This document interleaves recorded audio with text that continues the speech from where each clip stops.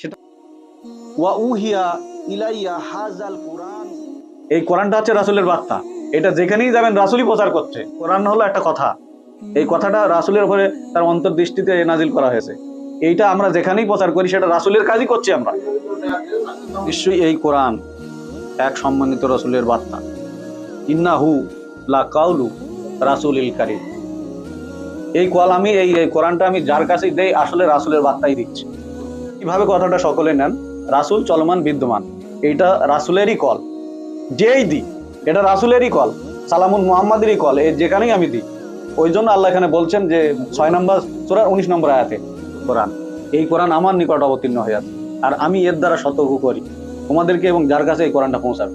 তা যে মানুষ যেখান থেকেই বিশ্বে আজ কোরআন প্রচার করছে, সালামুন মুহাম্মাদুর রাসূলুল্লাহ এই কোরআন দ্বারা কিয়ামত পর্যন্ত তাদের মাধ্যমে কোরআন প্রচার করবে। তিনি কোরআনের ইতিহাসের পাতায় জীবন্ত আছেন আর কিয়ামত পর্যন্ত আল্লাহ জীবন্ত রাখবেন।